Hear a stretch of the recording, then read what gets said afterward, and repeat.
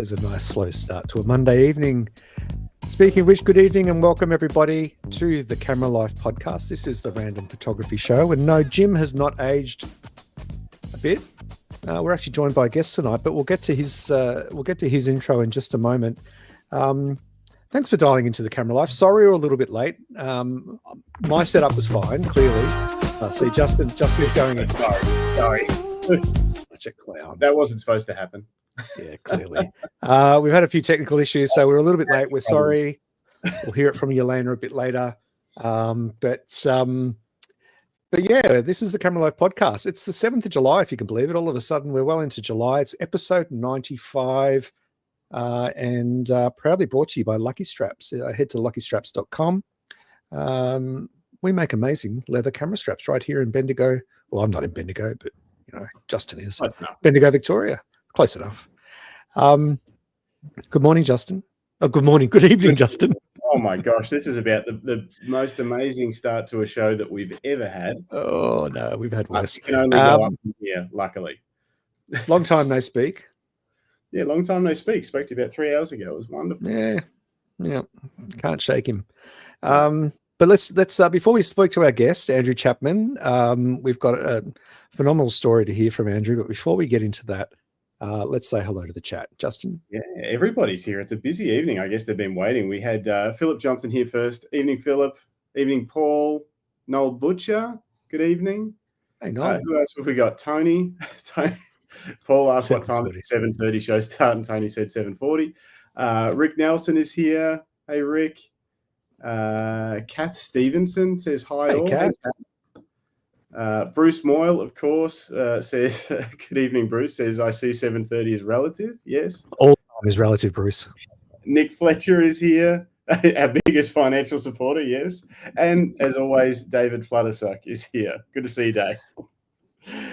All right. Yeah.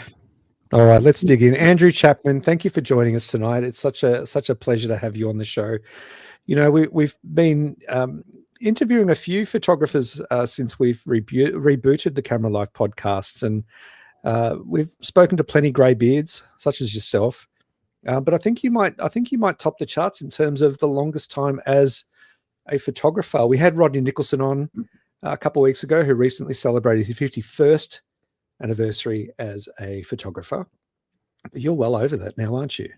I think I'm heading for 55, Greg. I know I'm impersonating a garden gnome, and I was the technical reason you were slow, by the way. Apologies for that. I didn't have Firefox ready and going. I had Safari. So anyway, no sweat, I'm here. So 55 years, I can still operate a computer just. Nice. That's probably more than I can do. Let's face it. I'm terrible with technology now. I remember that period of time where you hand over the reins of something within the household to the next generation. I can still remember the time where I had to concede that my son knew more about computers than me when he was about 6. Editor Seb, if you're watching, I love you. Andrew Chapman. Now, just for a little bit of background info, Andrew's here tonight to spend a little bit of time with us to talk about an upcoming exhibition that is taking place at Magnet Gallery in, is it Docklands, Victoria? Docklands, yes. Yep. Before we get into that, I just want to sort of unpack a little bit of Andrew's story. We're not going to go into too much detail tonight, folks, because this is the Random Photography Show, not our interview show, but I thought this story was well worth hearing, and so we decided to get Andrew on as soon as possible. But we will have Andrew back a little bit later in the year to talk about a book launch that he's also doing, and in that time we'll unpack his full story in a little bit more detail.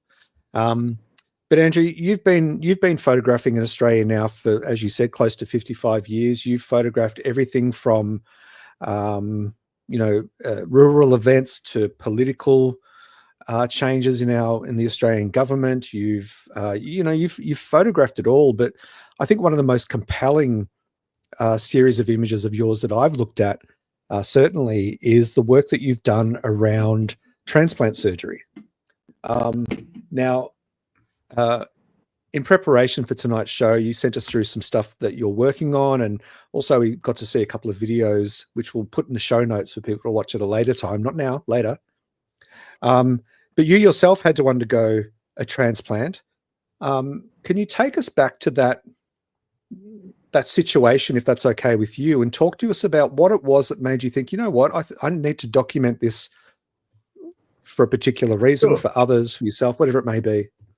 Well, my main interest in photography has always been documentary, leaving a document, telling the truth. Pretty old-fashioned these days, I know, but I like to talk about the truth.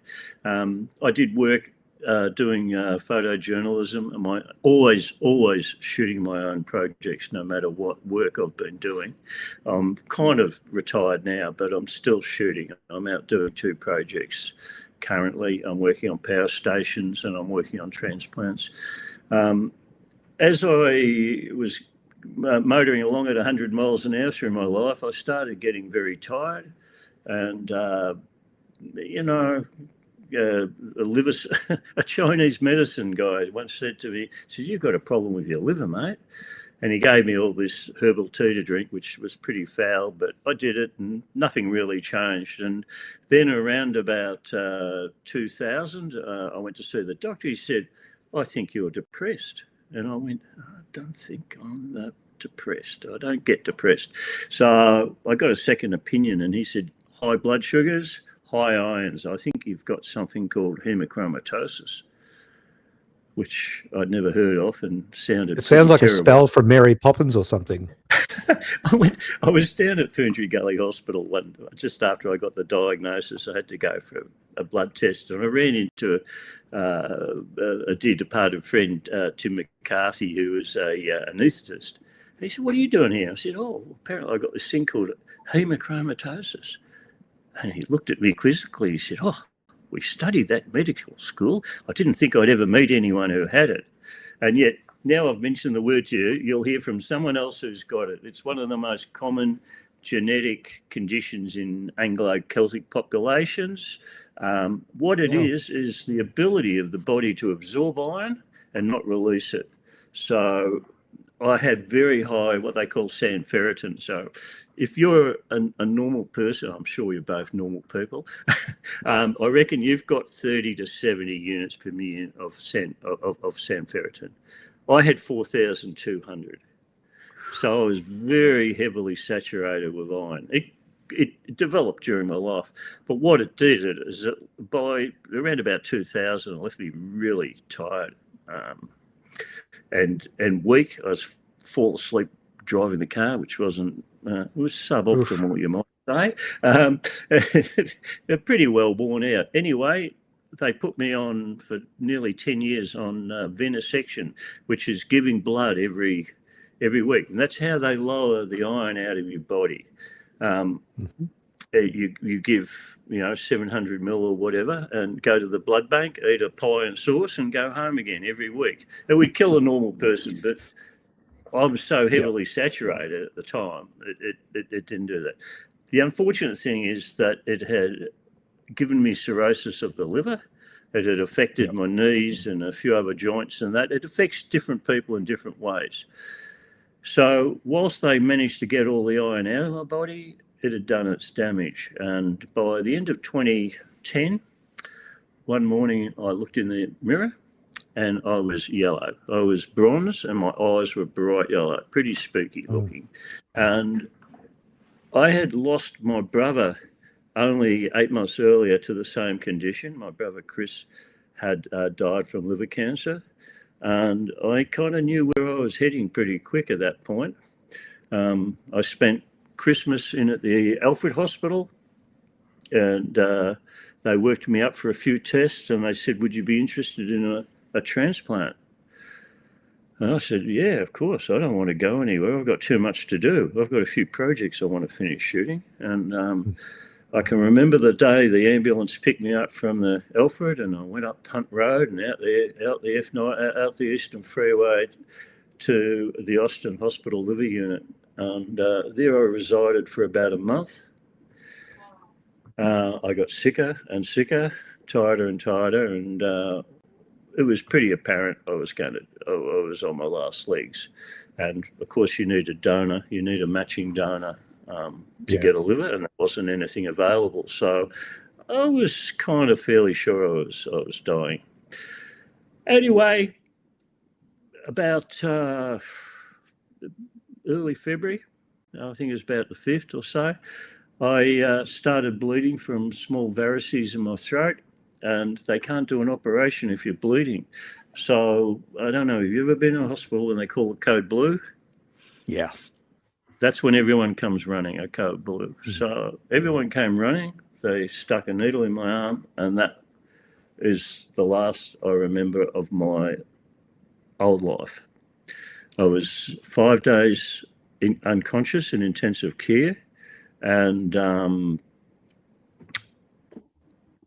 by the grace of kindness of someone who died, being an organ donor, I got to receive that. I know it was a gentleman.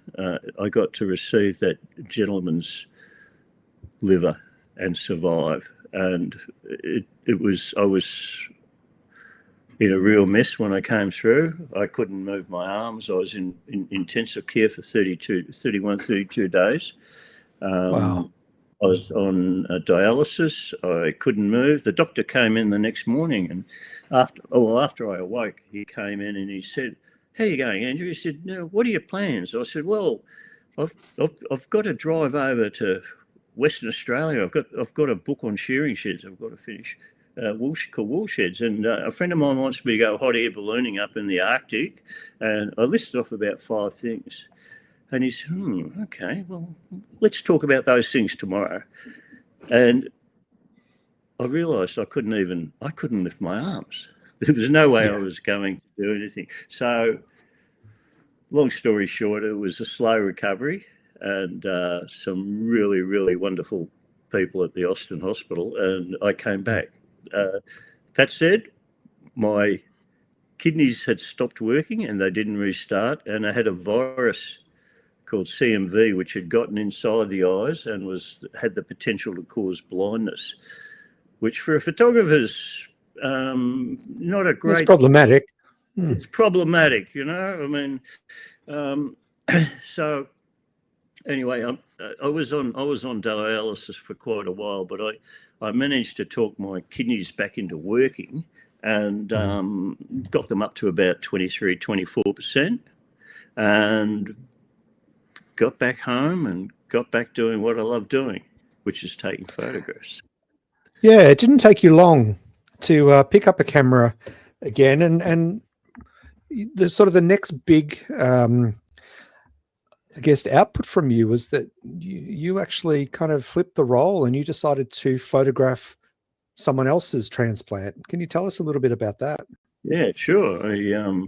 I wanted to photograph what had happened to me. I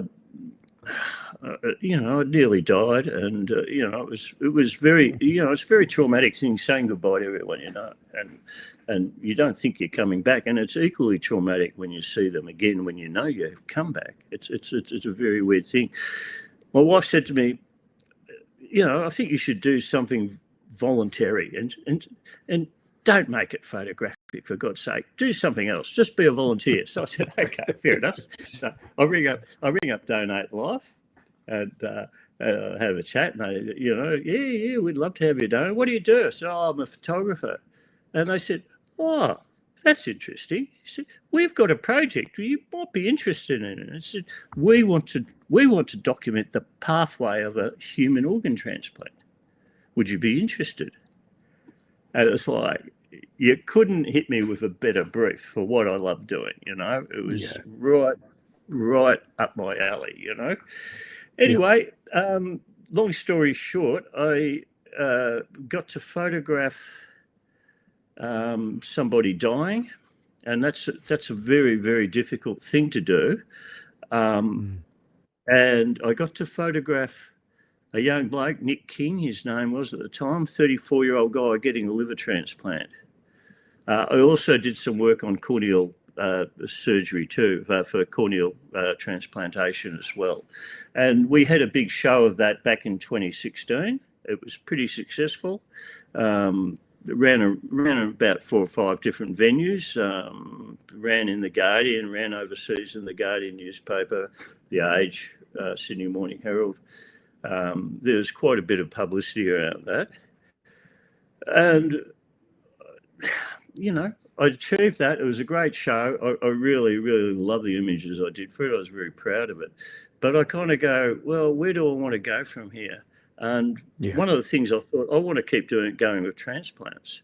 And I already had a dodgy kidney in that it wasn't working really well. It was only working I was probably down to 20% by that time. And I started with the Austin Hospital. I was going to photograph a young lady who was having 5 organs transplanted at once, which was a massive operation. And I'd done the pre-photography. She was in hospital. She was in hospital during COVID. She was so immunocompromised, they kept taking her off and then putting her back on the transplant list.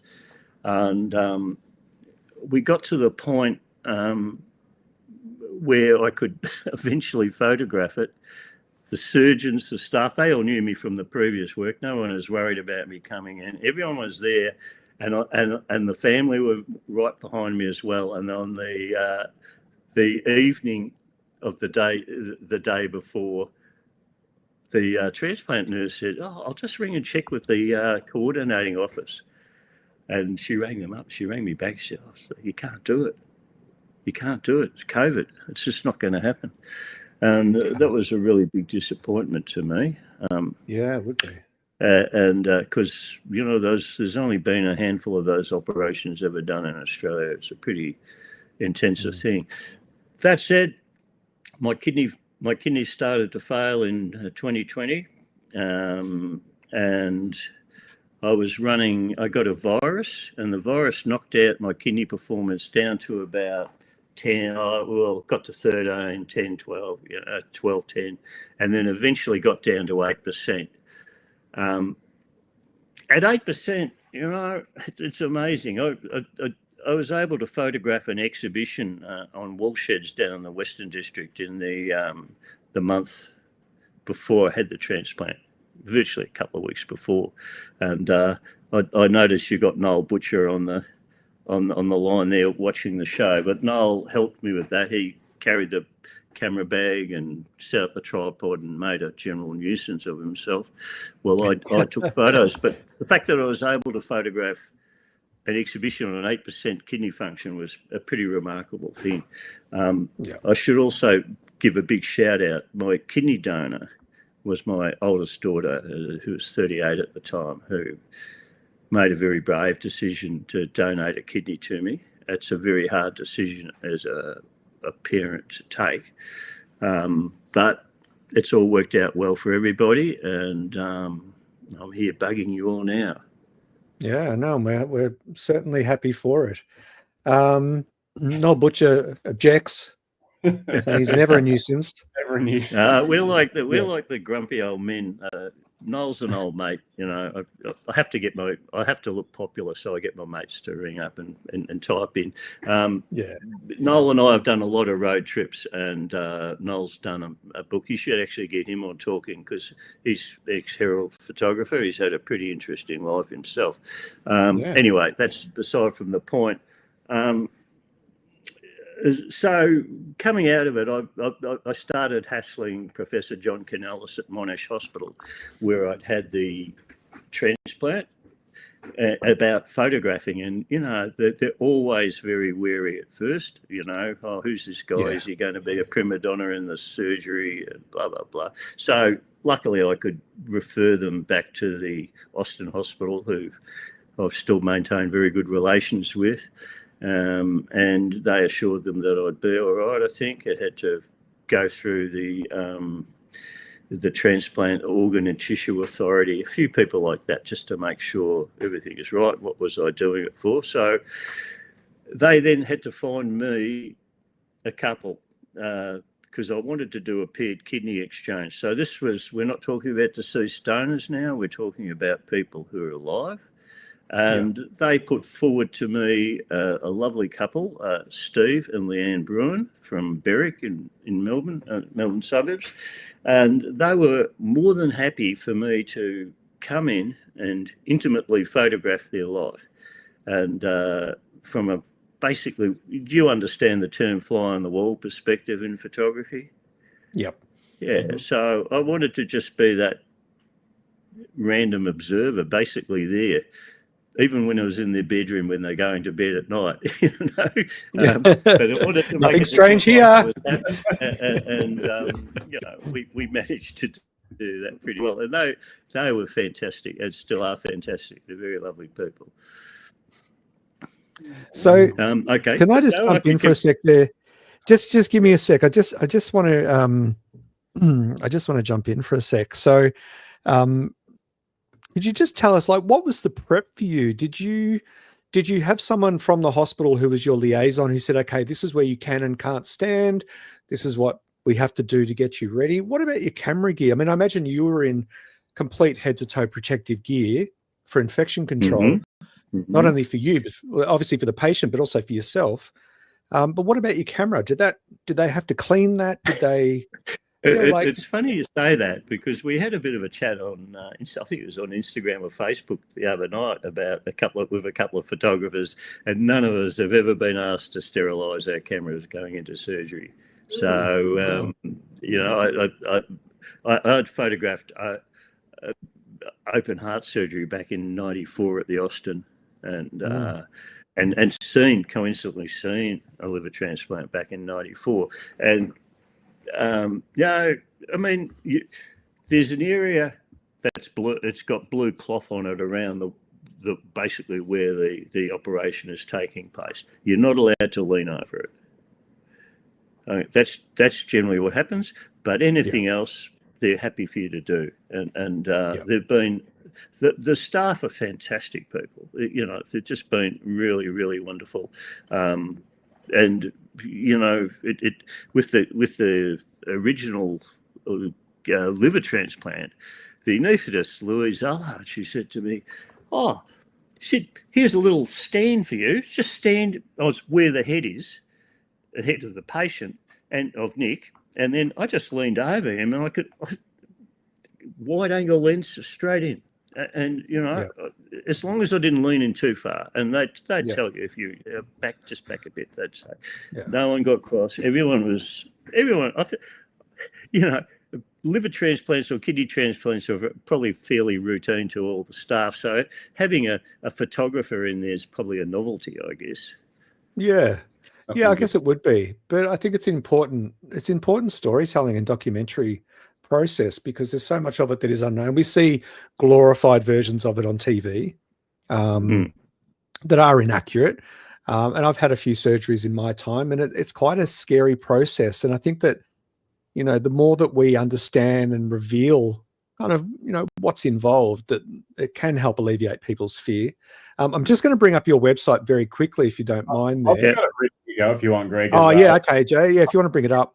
I was about to say, is this a good time to maybe have a quick look at some of those photos? Go. Absolutely, go for it and put them up there. I'll pull it up, and also while we do that, I'll just mention there's a couple of good comments in here from everyone. Deborah Williams says still a wonderful storyteller, as did Greg Carrick, said we're all hooked. And David Parker says glad you're back on track, Andrew. Bruce Moyle said he's been doing some of this work recently for the last 3 years, but video, not stills. And it's amazing to be given the privilege and trust of everyone involved. Absolutely. Especially the families. Yeah, but mentioned that he hasn't done transplants, but other medical procedures, and respect to Andrew can be quite confronting. Yep. Now, if any of you are squirmish, you might want to just turn to audio only for a few minutes while we look at some of Andrew's it's black and white. It is black and white, and that's one of the reasons I've done it in black and white, because most people are pretty cool, but Your there we go. I'll bring this up.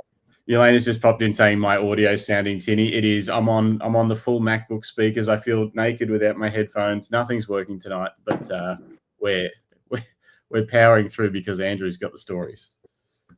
So I'm just gonna scroll through these, and you just stop me if you want to talk about any of them at all, Andrew. That image, funnily enough, is probably the most corporate, the one of the hand, and they're actually samples of livers, which they compare to test for compatibility down at the what is called VITAS, it's the Victorian Tissue and Immunology Service, and they've basically got a register of all the potential patients. So when something comes in, they match those tissues to try and get a match. That's how they find a match. Oh. That's amazing. Kind of like a lucky draw in a sense, isn't it? Yeah. That's incredible. This is a nurse holding the hand of the patient who is dying. If ever there's been a point where you're standing somewhere with a camera and going, what am I doing here? This is the point of your life that's happening, because you're going, do I need to be here? Do I need to be here? And yeah, this woman's parents had given me permission to take photos. I had full permission, written permission, obviously. Everything had to be signed off. And I've lost my train of thought about that. Hang on, I'll come back to it. That's right, mate. But you know, the staff were just so beautiful, when somebody's dying. And this person was only 38 or 39 years old, you know, wasn't very old. And you know, it just so many people cling to life, you know, and to see a life ended is, it's, I don't know, I've lost my train of thought here, but no, you're okay. Look, it is a very big thing. It's a big thing, but we needed to tell a story. We needed to tell a story that some people pass away. They'll pass away from failure of organs and things like that. Often they've had a brain damage and they're not coming back from being brain damaged in falls and accidents. And, you know, they're going to die. They're going to die. And either they just die or they leave their organs to somebody, and they can go on to save a life or multiple lives. In this case, they had a set of lungs, and they also found that her kidneys were okay, and 2 other people. So 3 people got not life-altering operations that have allowed them to live a normal life.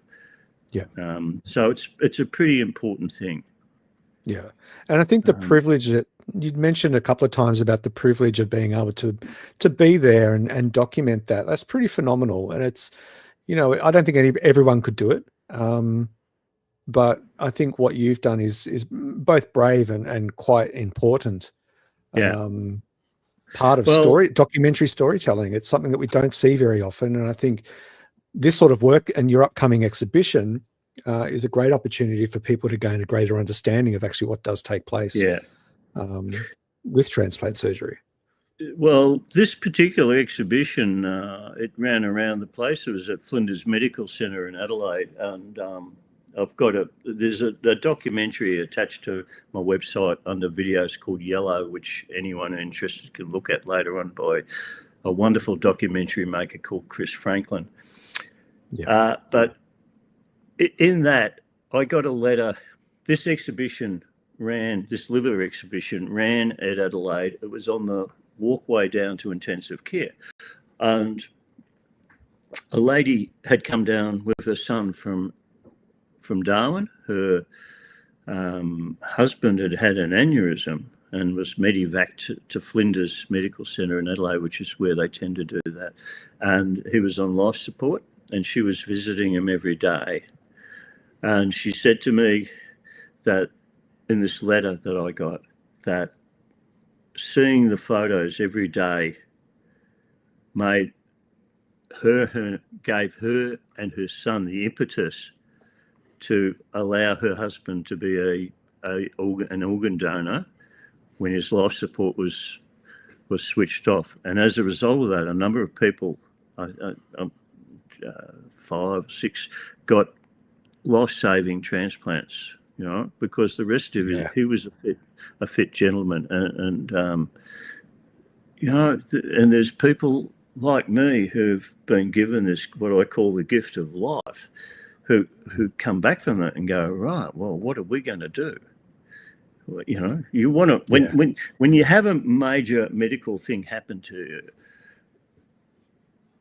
and you survive it. I know a lot of people had heart issues and things like that, and they come back and they go, right, well, I realise how precious life is now. What am I going to do with it? What am I going to do with it to make it real? I'd kind of had that awakening when I had hemochromatosis back in 2000. So the transplant wasn't that moment for me, but it is for a lot of people. And those people who get an organ from that gentleman, probably all walking around today, all living a life, seeing their families grow up, seeing their kids grow up, seeing, like myself, 4 beautiful granddaughters born and living. This is an interesting shot. I wasn't allowed to go in the police car from the Austin hospital. There's a set of lungs in that esky there that the police are walking out. I knew they were coming out, and I knew I had one chance to get it. And I waited and waited, and I saw them come out of the lift, and I had the shutter speed off something like a 60th or 30th of a second. I knew what I needed, and I just had the motor going. I just went bang, bang, bang, and got it on the second frame. And then they were off. They're in the police car, bells and whistles. They were off to Essendon Airport, and there was a jet waiting, and those lungs ended up going into state and into somebody else. But you've just got that short window to get the shot to nail it. I can't believe that you.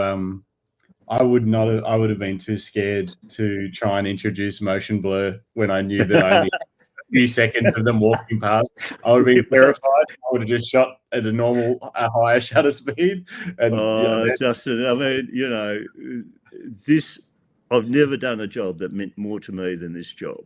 I didn't want it to fail. It was so important to me. And, I think there's all sorts of things that could have gone wrong with that. There could have been someone come walking through, or anything could have gone wrong. Anything could go wrong, and it didn't. And okay, it's not just being lucky. You make your luck, and you use all your skills. But there is an element of luck that comes through it, I think. That certainly did, I think if people realised there were a set of lungs walking out on the trolley by policemen, it might have put them off their morning cup of coffee, possibly. It wasn't just the coppers off to a picnic. No, well, it's such an Australian esky too. Like, it's not even such a special thing. It's just like, it just looks like a one you'd take to the park, full of beers.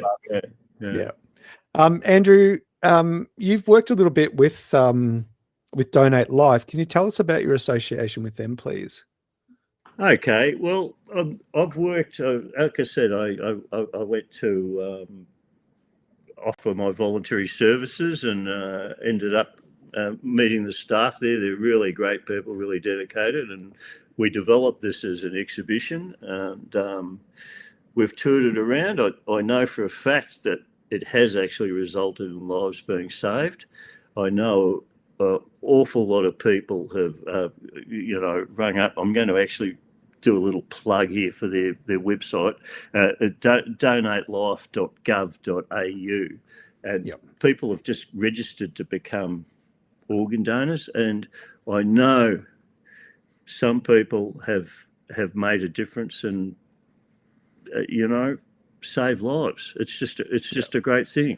I mean, okay, some people may have religious opposition to it or spiritual or whatever, and that's fine. But I think that, 80-90% of people are quite happy to do it, and I think it's just really easy. I think there's a little donate don't register link there in the middle of the page. And we'll pop this in the notes down below for everyone. Yeah, I was having a look on here today because I when I was watching your story and stuff, I was like, I honestly don't know if I'm registered or not. And if I would be more than happy, like but I just hadn't thought about it. So now I'll make sure I go through the process and see if I'm already registered. That's a wonderful thing, Justin. And I always back that up, and I say to people, make sure you tell your nearest and dearest what you want to do. Yeah. So if I'll use myself as an example, if I have a brain aneurysm and I'm lying in the hospital, I say, well, he's not coming back. We're going to turn off the life support. And nobody's going to say, oh, I'm not sure if Andrew wants that. So it's really important to tell your loved ones that that's what you want to do, so they understand, and it makes the pathway for the people at the hospitals. Can you imagine your job is at a hospital in emergency, somebody's just about to die, and you've got to say, while you're at it, can I ask you about the possibility of transplanting? I mean, that's an amazingly tough gig for somebody to do, and you've got to give a lot of credit to those people. They're fantastic. And if everyone's aware, it doesn't put any pressure on them, like they're making a decision in a tough moment or anything like that. It's already, if your loved ones are aware of what you want, that it's an easy thing for them to allow to happen. They don't feel like maybe they're doing the wrong thing or something like that. So, well, sometimes it's difficult to talk about, but sometimes it's children, and that must be the hardest thing to do for a parent, to have to be confronted by that. It's almost, would you call it an existential ask, that, I think so. Your child's about to die, would you mind? But I think I'd like to hope in the majority of cases there that there would be some solace in the fact that part of their child will go on living in other children and give them a chance at having a decent life. You kind of have to hope that, So Donate Life does a great job. A really good job. Yeah.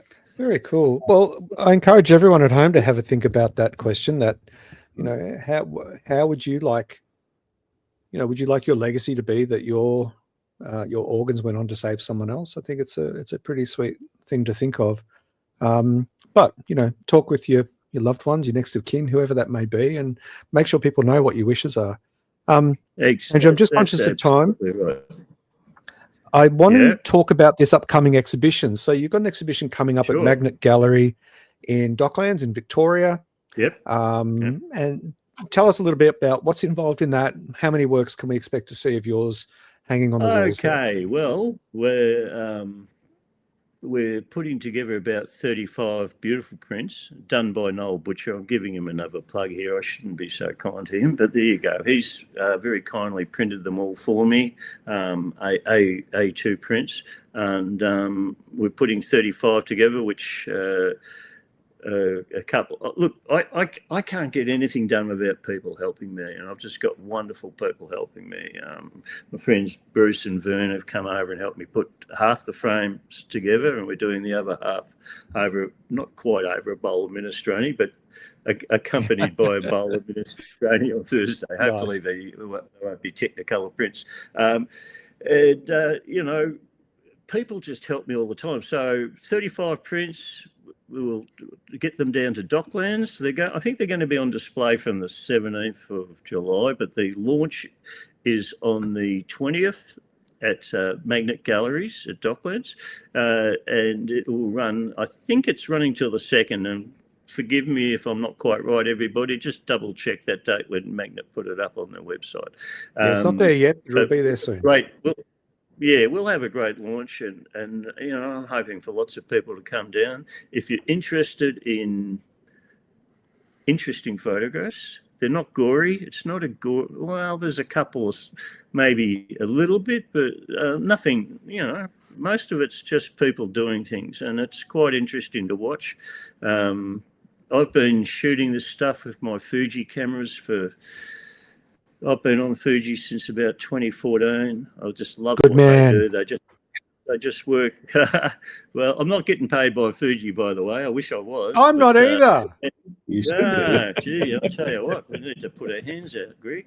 We might. They are beautiful. We might. It's beautiful gear to work with. You know, I've been using X Pro 2, XTs. I've shot the Kidney Exhibition X25s, and they are just, you know, when you see the prints blowing up really large, it's just amazing how good their lenses are. They've probably got one of the best sets of lenses. I'm just saying all that for all you gearheads out there.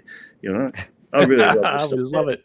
You know, that said, you know, I've used every type of camera over the years. I started with Leicas. I had Nikon's, Canons, Hasselblad, Bronica. You know, I've been everywhere, man. But I'm in a happy spot with my Fujis at the moment. But at the end of the day, you know, it doesn't matter. A friend of mine, Dave Callow, he says to me, "What's the best camera?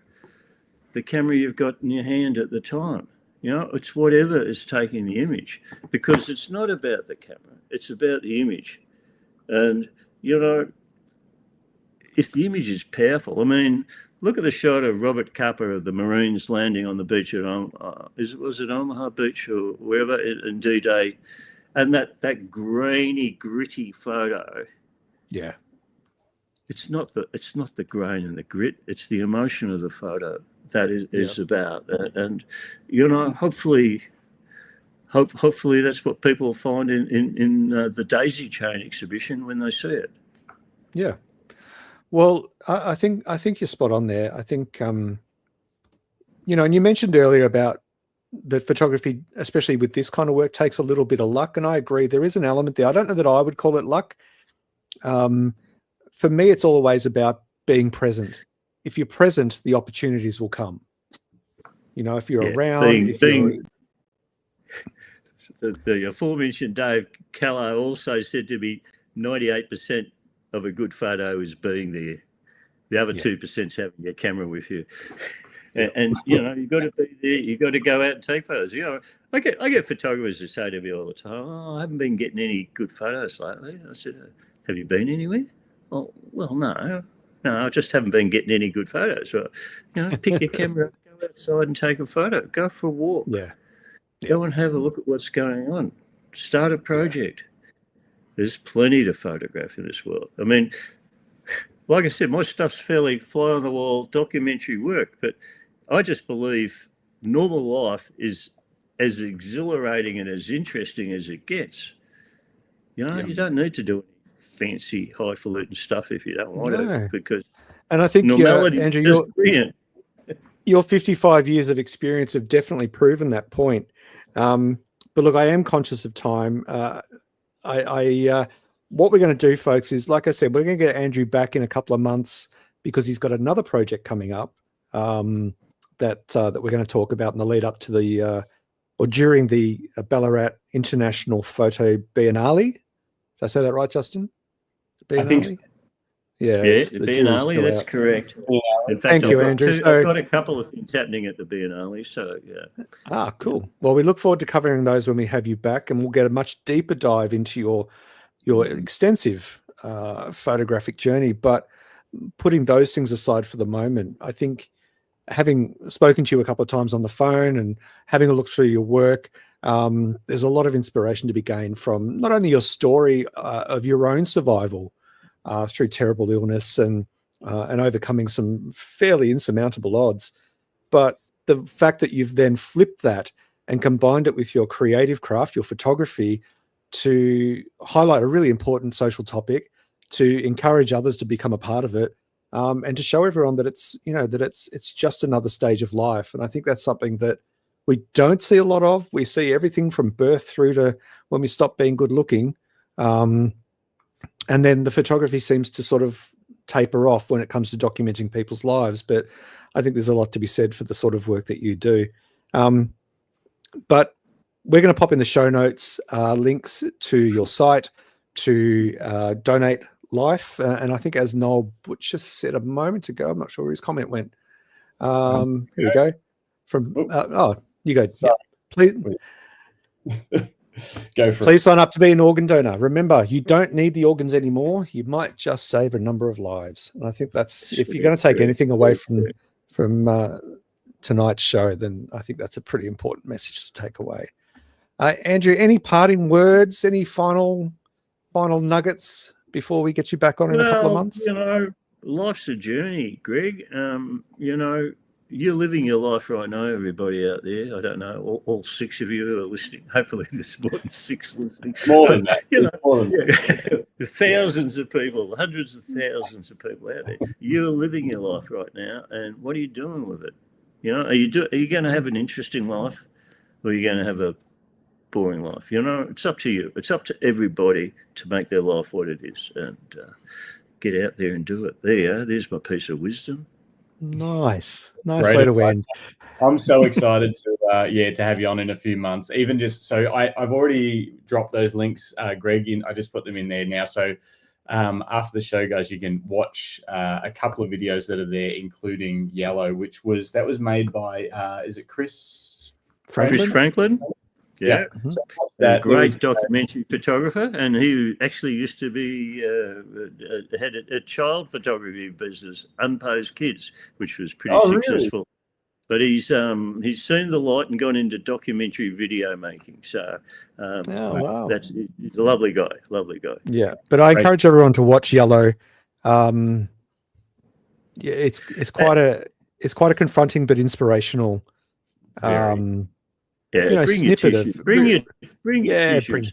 And of course, we've put together a lovely a bit with Daisy Chain, which David Callow gave up days and days of his life to help me out. Like I said, things only happen because people help me, and he put in a lot of time. And that link is also there, I think, Justin, isn't it?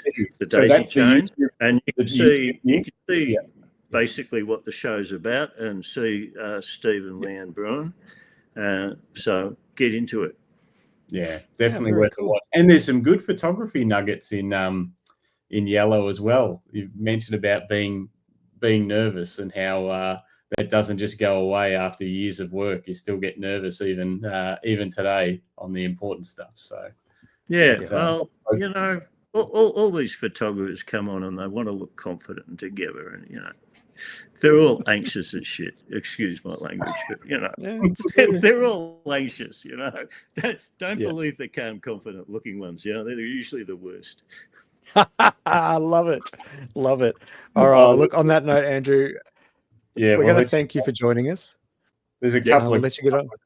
Final goodbyes for Andrew just in the chat. From Philip Johnson says thanks. Nick Fletcher says thanks. Rick Nelson says thanks and for sharing such a part of you and your work. David Parker says, always nice to see your show pop up. Oh, he's talking about us when he's editing in a dodgy hotel. Thanks again before he starts to get Andrew. Well, enjoy your dodgy hotel. You watch out. Thanks, David. No, it's been good, and I look forward to coming back too. Yeah, we do too. Good. All right, mate. Well, we'll let you run along.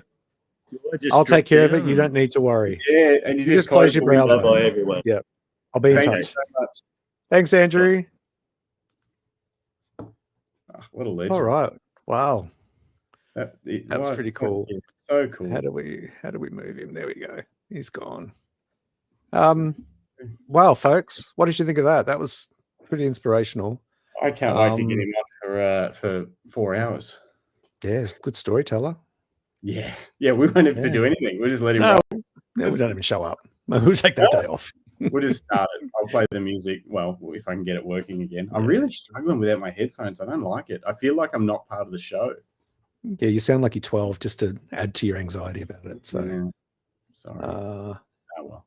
But everyone, the chat's going crazy. Very inspiring. I agree. Very inspiring. It's very inspiring. Makes you really think about what you can do with your photography and you know, how meaningful a project could be. But obviously it's not something you can just create out of nothing. It's a long journey for him to end up where he is. Quite amazing. Yeah, but it's interesting, isn't it? It's such a unique application of the craft. You know, like we've all seen snippets of surgery photography in the past, like when there's been, you know, you hear about big surgeries happening, be in the paper, like, you know, world first, Australia first kind of surgeries. I remember used to seeing those in the papers, but this is a much more personal and vulnerable and raw look, because, you know, he's photographing people that are dying as he's there. But then also the flip of that is he's also then photographing where those organs go next. Yeah. You know, I think that's pretty magical. And the fact that, you know, he's had people come to him and say, hey, because of you, my husband partner who wasn't going to make it, he's helped 3 other people have a fulfilled life. That's magic. It is magic. All through photography. Yeah. Yeah, it makes you wonder what the fuck are you doing with your time, Justin? I don't know what I'm doing with mine. I didn't want to go there, but that's when I was watching his stuff. I was just like, "Fuck! Why am I even bothering? Like, am I going to take a photo of fucking mountain bikes? You know, so inspirational." Oh. Yeah. Anyway, wow. No, that was cool.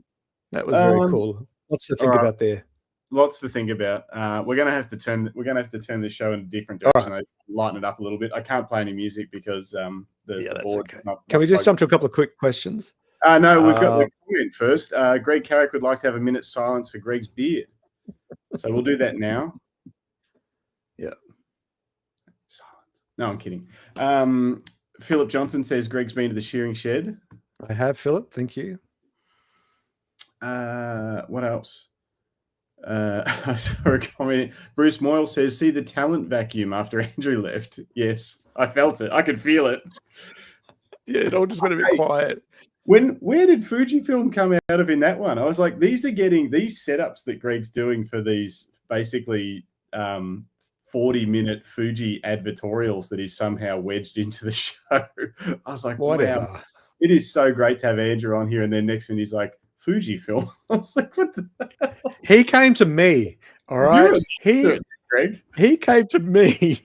I'm not out there poaching Fujifilm photographers. I don't need to, Justin. They're just naturally talented and inspirational people. Hey, what are you photographing with your Canons? Hey, his stories has got me throwing my Canons in the bin. If a Fujifilm will get me anywhere in that kind of direction, I'll buy one. Yeah.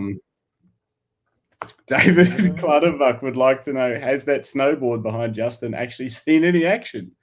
Well spotted, sir. Which one is that your new one? No, this is an older one. And David would know that you can't get these stickers. You can't just order these stickers on the internet. These stickers. This sticker from Nekoma. No, can't get that on the internet. No, can't get this sticker from Kagura on the internet. You got to be there. What are they? Is that in Japan? Yeah, this is my Japan powder board. That's why it's so. Has it seen any action? Hang on, can you see that? It's got some dings. It's seen all the action. Are you taking the board away with you when you go to New Zealand? Yeah, a different one though. Of course. That one's not really a New Zealand. We're going to unbox that on the show tonight, the new one. Like, it is new, actually. I could. Yeah. I'm not surprised. I'm sure everyone would be thrilled. They'd be so excited. Let's get the show back on the road. Fell off. Yeah, what else? Well, there's not really much else now. I feel like we've done the thing. We can just call it. No. We'll go to some viewer comments. Let's do a couple of bits and pieces. David Clutterbuck says it looks like a 70s snowboard. That's the point. It's cool. Rick Nelson feels like Fuji and Leica users tend to tell deeper stories. Yes, that's what the marketing departments would have you believe, particularly Leica.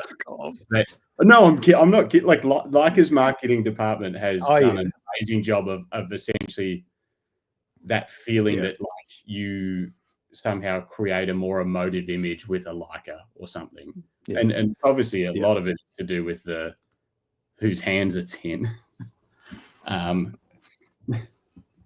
You know, but you don't get that same feel from Canon's marketing, do you? Though, you know, like you don't get that vibe. No, it's all about compensation, Canon's marketing. Should we jump to your comments? Yeah, let me see what we got on the YouTube channel. Let me bring it up. Just for anyone watching along at home or listening along, this is the Camera Life Podcast, episode 95, coming to you live. Proudly brought to you by Lucky Straps, makers of fine leather camera straps from Bendigo, Victoria. Head to luckystraps.com. Use code Greg, please. I've only had one person use code Greg. That was some person in the UK who I love. Yeah, thank you, person in the UK. Thank you, person in the UK. Oh, here we go. David Parker on track to be at BFOP in October. Be nice to catch up in person. Nice. Awesome. That'd be very cool. Yeah. Are you coming as a guest or an instructor or a little of both? Let us know. Sounds like, hang on, we're kind of figuring it out now. I'm writing a note to Julie about you now. Very excited to have you coming. It's all happening in Strud Thank you, Nick. It's going to be an Instrud tour. Okay. That's exciting. That's the German spelling. See, all this stuff unfolds on this show. It's amazing. It does. Heard it here first. All right, let's see what we've got in terms of comments. Roger Highland on the last week's Monday show. So the Monday shows will get back to sort of not having guests probably at some stage, but at the moment it's just sort of worked out that we've had extra things to wedge in. Yeah. So I don't know. Tell us if you guys like having a guest at the start or not, or whatever. Yeah. But it's been fun. It won't be a regular thing, but sometimes we have to squeeze someone in because they can't make a Thursday morning, or they've got something pressing coming up, and we've already got Thursdays booked out. So like with Andrew, he's got an exhibition coming up. Yeah, or if we're having someone back on and it's not a full interview, it's just a catch up or something like that. But it's been good. So on last week's Monday show, which was with Vanessa Gurins, CEO of the Ballarat International Photo Biennale. Well done. I don't know. Roger Highland says, watched later. Good comment. I'm going to heart that one. Thanks, Rog. Thanks, Rog. Nick Fletcher says, absolutely love the Ballarat Photo Festival. It's such a good weekend with a real variety of interesting exhibitions and talks. Don't go for the day. Spend the weekend up there. And Vanessa looks fun. Looks like a BFOP speaker in the waiting for her year off. Because she won't have anything to do. Yeah. And David Fluttersuck replies, I agree. Really good festival, but it's not BFOP. That thing is next level. Nick Fletcher replies, at David Fluttersuck, thanks. It's really horses for courses, but you're going to learn much more about the international photography and the artistic side of photography in Ballarat. So that was a good conversation. I don't know whether to be chuffed, delighted, or worried about Nick having these back and forth conversations with himself. It's not Nick. I figured it out. These are actual people. So again, on the same episode, 93, David Clutterbuck, R4T. So not Fluttersuck, Clutterbuck. Fluttersuck. This is Clutterbuck. Right. Says, I agree. Ballarat photo is excellent, and Vanessa seems lovely. Appears to know what she's talking about, unlike that pillock, Matt Cummins. Oh,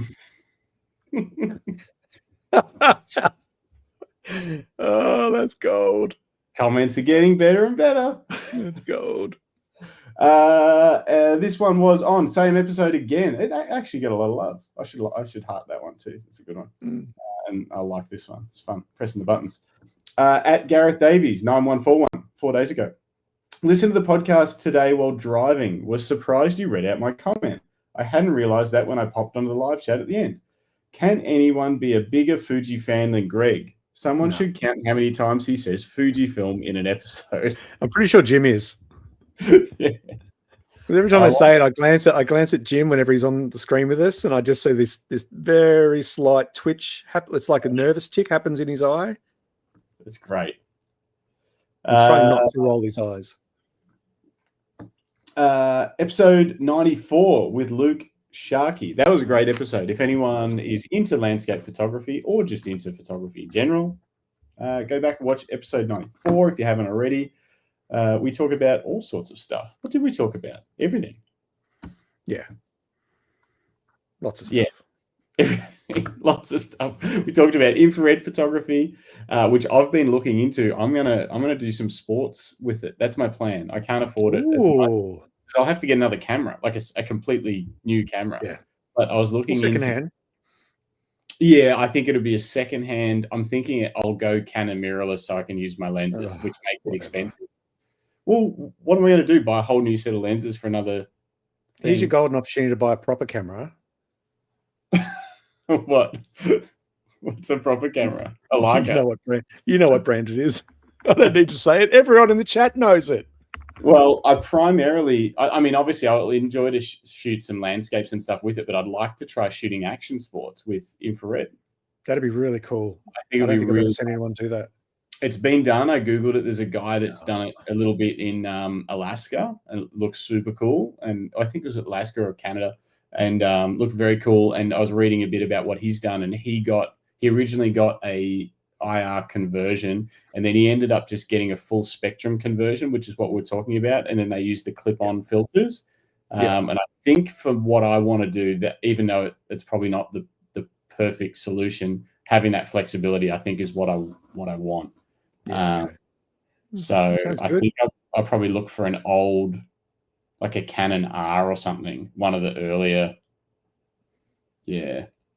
Greg Carrick says, make sure you research which Canon lenses work with IR. Some lenses have white hotspots. Yeah, I've heard that can be tricky. And I've also heard some of the Canon R lenses can have little infrared lights or something inside on the body, and some cameras have them too. You got to be aware of that. I think that seems to be more of an issue with longer exposures or like really high ISOs and stuff. The lights aren't bright enough to cause issues for like a bright sunny day shot. But yeah, okay.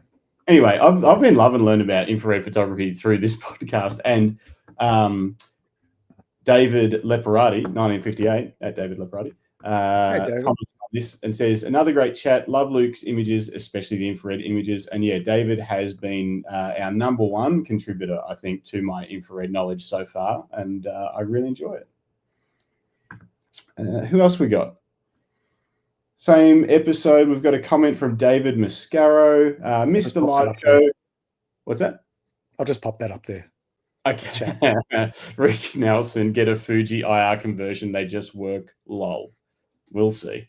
So David from San Francisco. B&H used to sell them. Sorry, I keep interrupting you, but B&H used to sell, it was like a Fuji XT3 or a 2. They used to sell an IR one. It must have been made. They stopped. Yeah, well, they used to get I think they must have got like a batch of special order from a third party, and they just sold them on their site. I'll pull it up in a second, because we might as well talk about it. But I'd rather get it done in Australia, but there's a place in the States called Kalari Vision, and they have a very well set up website with all the different options, different cameras. You can you can buy a camera already converted off them. Wow. So I'm browsing around on there, but I think I will still pursue getting it done locally first, and unless I can't get what I want done there, then maybe I'd look at this other place. Yeah. Anyway, at David Mascaro 5636 says, who's from San Francisco, missed the show live. I was fishing at Lake Clear for the last 3 days. That sounds tough, David. Really enjoyed the replay. I would like to have asked if he had a bucket list of places he would like to photograph. Yeah, we should have asked him that. It's a good question. Should write that down. On one of our XE4 versus XE5 worth the upgrade, this was a clip video, at David M. Baines says, on my XE4, I have on the top plate function set to video start. Presume the 5 can do the same. Top plate function button. Did you test any of those sort of things? Was there a top plate function button on the XE5? Yeah, there's one. Yep. There is one. Yeah, you would be able to do the same. You would assume. You probably didn't go too deep on that stuff yet. I didn't go too deep on video when I did my review, but it does have a customizable function button on the top. So, yeah, it'll be fine. I still don't have a release date for it. For when you'll get yours. Yeah. Dang. And I love this one. At 2.28 photography, but with a very similar profile pic. I don't know why YouTube does this stuff. This was on the Luke Sharkey episode as well. At 1 hour and 31 minutes and 40 seconds. Reference to the quote, to plan and pray. My favorite quote is, plans are useless, but planning is everything. It's a good quote. Very good thing. Nice. Yeah. Yeah, very cool. I'm gonna pull Your that mate down. David's dropped some more truth about IR cameras. I love it. This is all the knowledge that I need. Okay. And David Leparati says, an IR converted camera. Good to see you, David, by the way. Thank you. Thanks for joining us on the show. An IR converted camera enables handheld photography the same as a standard camera. Infrared light is susceptible to diffraction and also lens flare, so shooting at wide open apertures are best. Perfect. That's how I shoot my action sports. So I should be able to shoot sports with a converted camera. It's like I should be able to shoot it. Say if I wanted to do 1600th of a second, shooting at f2.8 or lower, maybe as wide open as 1.4, and at ISOs from like 100 to 800. That's where I want to be. Can an IR camera do that? He also says a standard digital camera can be used with the opaque 720. Does that stand for nanometers? Nanometer? Or is it Newton something? No, because that's force. Nanometer? Because that'd be light. Light would be measured in nanometers. Yes. Yes. Greg. Thanks, Greg. We're so smart on this. Thanks, crackers. If it wasn't for our comment section, this show would be terrible. Require long exposures on a tripod with a standard camera. Yeah. So I'm thinking, okay, so beware of high ISOs, but can shoot at normal exposures. I'm thinking, yes, I'm thinking I'll get the full spectrum conversion and use the filters over the sensor. I'll just have to figure out what. So over the sensor. So like those, because I've seen them. There's a brand that does them. They're like little drop-in magnet ones, aren't they? Yeah, something like that. Where is it? Something like that, Greg. Something like that. I'll figure it out. Yeah. Here we go. Pull it up. These things? Yeah. So I think this is what David's referring to here. Just like a circular lens filter, 720 nanometer. Put it over the lens, and away you go. But I assume that these are for some. That might be for specific. If it's already been converted. Don't know, mate. Oh, I don't know. This is where it gets too hard. There's so much stuff. Calori. 4/3. We don't want that. No, maybe these are for non-converted cameras. Don't know. Yeah. I got to do some more research. But anyway, they've got cameras and everything on here, camera conversions. But yeah, this is the place in the States. Nick Fletcher has said. Sorry, I'll bring it back up. No, DIY the UV conversion, a crate of beer, Canon R5, YouTube, and a chisel. You'll be fine. Oh, maybe I'll do it live at BFOP this year up on stage. Justin converts. I'll just do a live demonstration of converting an R5, but I'll borrow the camera off the Canon booth instead of using mine. Yeah, what could go wrong? All right. Final thing on filters.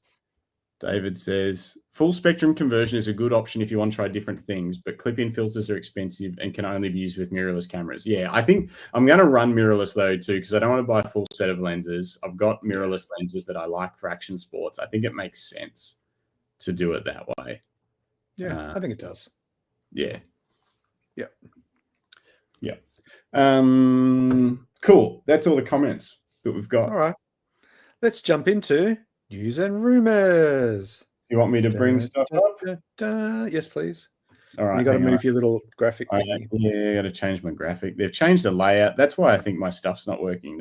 They're doing modifications, which I think is making things better in our streaming software. Sorry, we're just talking about back end stuff. That sounded wrong.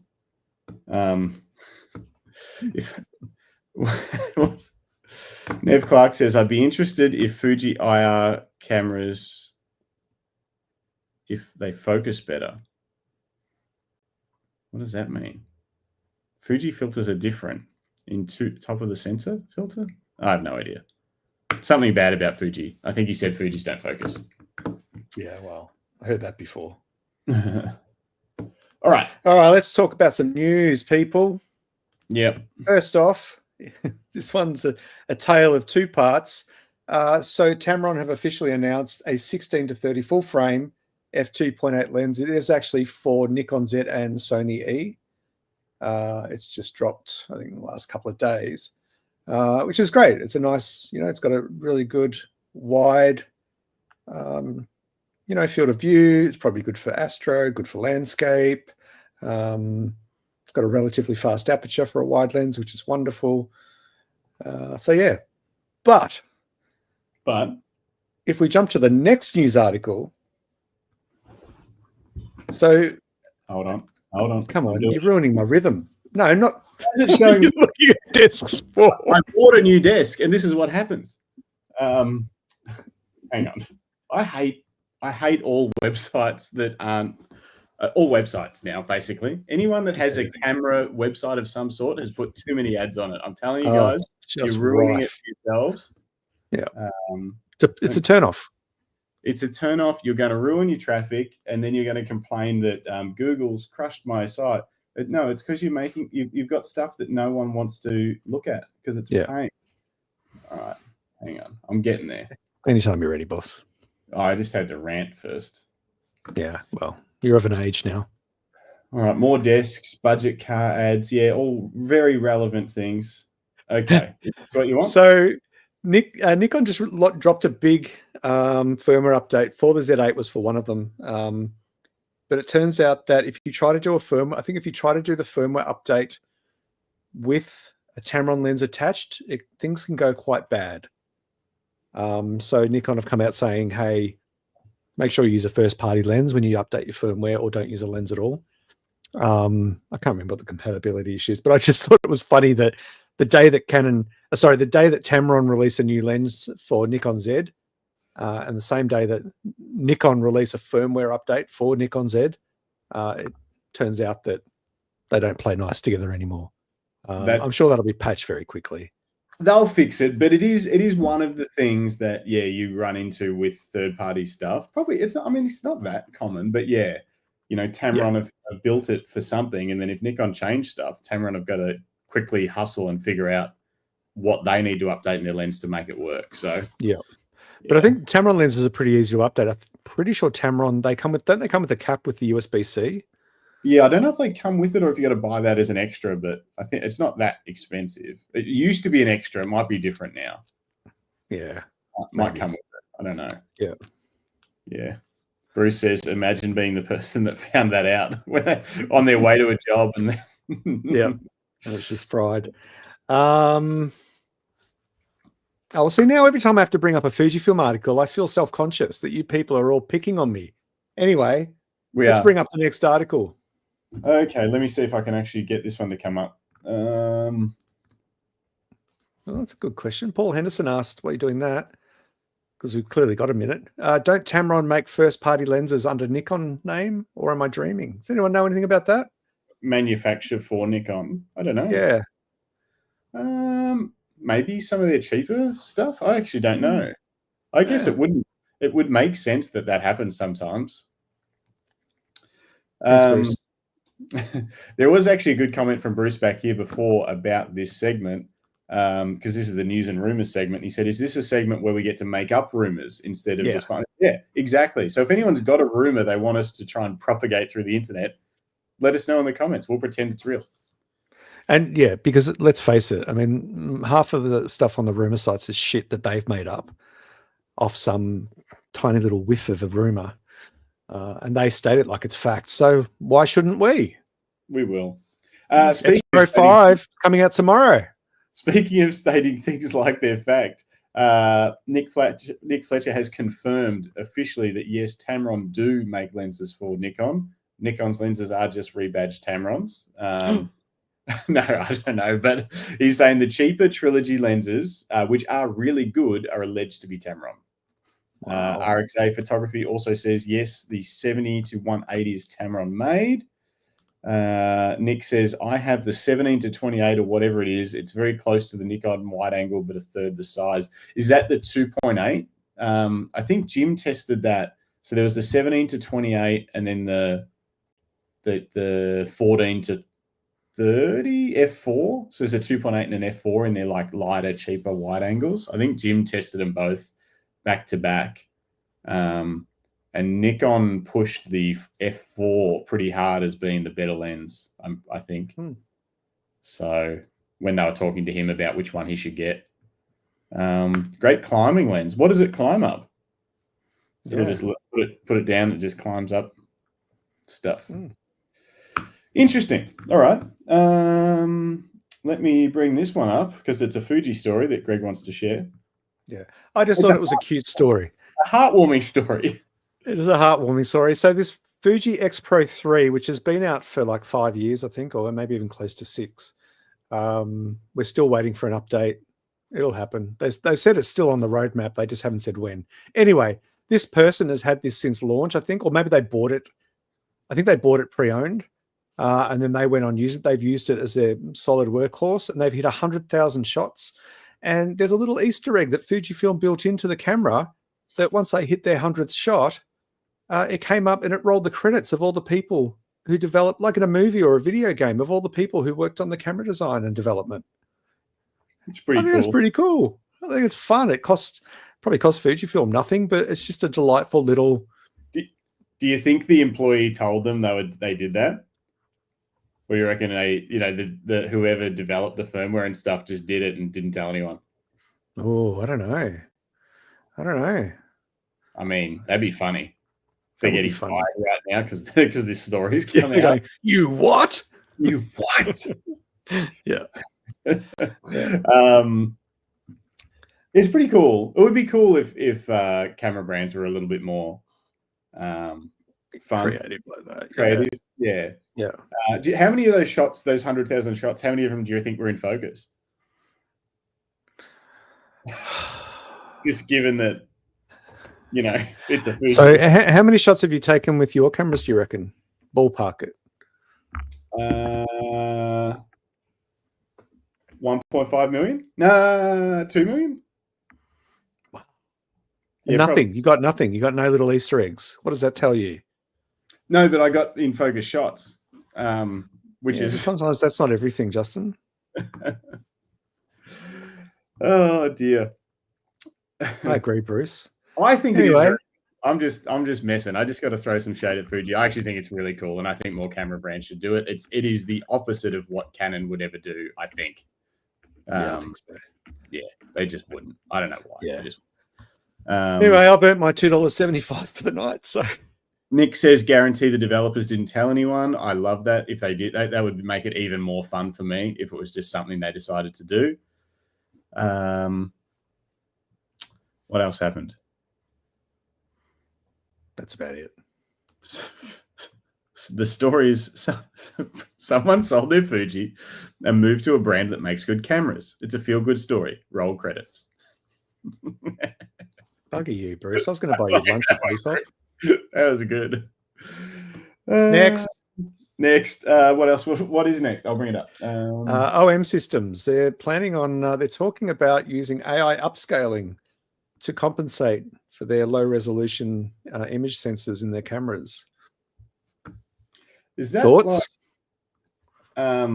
Is that like buying one of those, like a F250 lifted, like Ford F250 to drive around with a massive exhaust and big tires on it to compensate? Yeah, kind of. They do it in video games. They have it's called something different, but they often use AI based upscaling to improve resolution in video game graphics. So it's kind of along that vein of, computational. OEMs already have a lot of computational stuff in them. It's just another element of that. Do you think maybe they're trying to, because they've already got it in there. Canon's got it in as one of their, like these, and obviously it's built into Lightroom already. It's built into a lot of the software programs to do upscaling, AI upscaling, or whatever. Do you think maybe they're just going to make it more, you just turn it on and it doesn't slow your shooting down or anything? It's not like a a button to press. It's just like I don't you know. just put it into that mode, and it always say doubles the res up to, because what are they now? 20. Like 24 or something. 24. So just double it always. No, I don't know. I hope it's an option. I hope it's an opt-out thing, opt-in, opt-out thing, and I hope that you know how some brands offer like a stacked, you know, they're like a 30 megapixel sensor, but they'll say you can do an upscale shot to you know 90 megapixels because they stack. Yeah. So yeah, I don't know. It's an interesting concept. Bruce says they're putting Topaz AI branding on the cameras, and there'll be gigapixel inside the camera. Are you making up rumors now, Bruce? I mean, it's a rumor. So yeah, it is now. You heard it here first, folks. Here first. How many pixels can they squeeze into a 4/3 sensor? Rick Nelson says. I don't know. Don't we have phones with 100 megapixels now? So probably a lot. They just, you know, it's quantity over quality. And yeah, the OM does do high res shots already. So they're obviously talking about something more native, like more.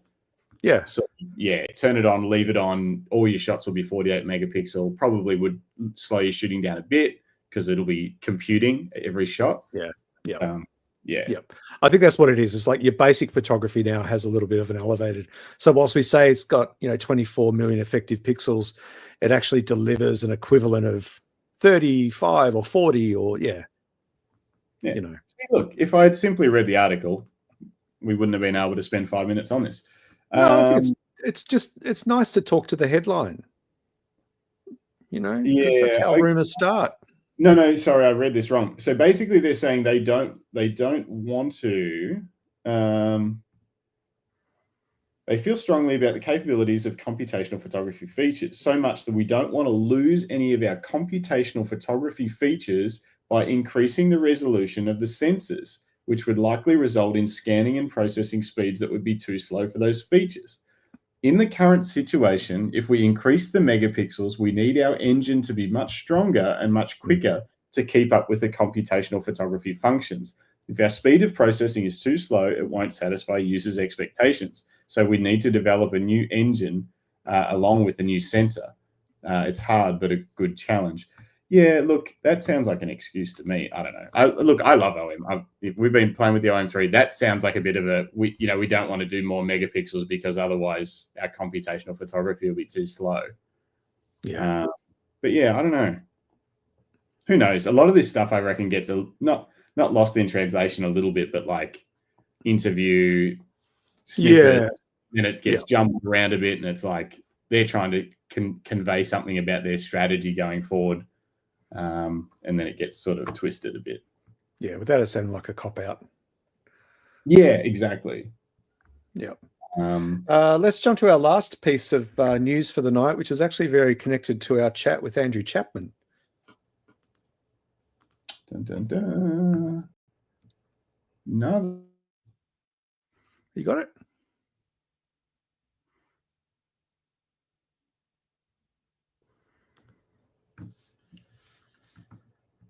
How'd you go? Where'd you go? I'm back. Froze for a second. Lost the internet for a second. All right, we're back. So this one's another medical related photography thing, but instead of taking photos of people, they've taken photos of camera gear under X-ray, which I think is pretty cool and fun and clever. I like it. All right.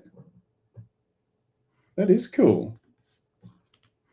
So Andre Duman has spent years working on his fantastic X-ray photo series. The series Beyond the Surface, The Art of X-Rays is now on display. Massive exhibit at the world-famous Griffin Museum of Science and Industry in Chicago. That's very cool. Yeah.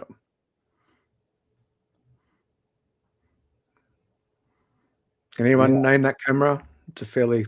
I mean, it's on the screen. Right there. Too late. I was like, I'll try and do it again without. There we go. Name that camera. Anyone? Bueller? It's a lamp.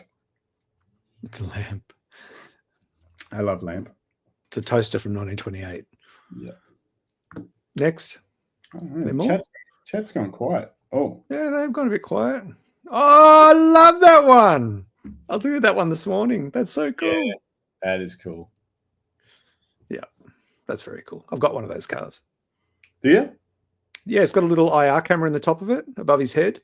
And so I can play it on my Switch and drive the car around the house, and the camera records live. Does it really? To the Switch, and it uses IR to put in like racetracks and competitors in the race. So cool. Rick Nelson says, it's a Mario. It is a Mario. No, Greg, it's not an Instax, you idiot. And Bruce and Rick Nelson were both on it with Polaroids. Rick was Polaroid, old one. And Bruce was Polaroid land. I guess that's supposed to say land, I think. Is it a land? Land camera. Anyway. I thought this was just a really clever alternative approach to image making, like just everyday household items, and just seeing it how you've never seen it before. I think that's really cool. It's a cool project. Anyway, I just wanted to share that with you. Seeing the world in a different way. Are there any rumors? There's not really any rumors floating around, are there? Very quiet week this week in the news front. There's little bits of snippets. There's the usual run of Canada developing a new such and such, but there's no substance to the articles or the stories. It's just sometimes it feels like they plucked this shit out of the air. Yeah. When you read into it, it really feels like, it just feels like bullshit. So anyway, DJI have got a heap of stuff coming. Not that that's, they're not fancy cameras, but it's more like a couple of drones, like new FPV drone, new Mini 5 drone or something. But I think they're going to release I believe they're going to release a 360 camera to compete against Insta360. And I also believe they're going to release one of those, like a micro camera, like a wearable, to compete with Insta360 as well. On there, they've got this thing called the Go 3S, which is like a little camera, yay big, and then it docks into a GoPro-sized kind of camera housing. But you can use it independently, wear it like a little pendant or clip it onto a hat or whatever. And I believe DJI are working on one of those as well. So I can't find any decent rumors about that stuff. Osmo 360, DJI Mic 3 leaked as well. I don't know what they'll be able to do with that Mic 3 because the Mic 2 is already very good. Who's doing that? DJI, all DJI. Oh, okay. Yeah. DigiFrog's in the chat. He said his wife just said Justin has had a haircut. He has, but so's Greg. Yeah. Did Bruce reckons we're bringing in a dress code. No, we just at some point we get so disheveled that we're like, oh shit. Yeah. We need to do something. Although a couple of weeks ago, someone put a comment, said, "Oh, I don't know what it was on.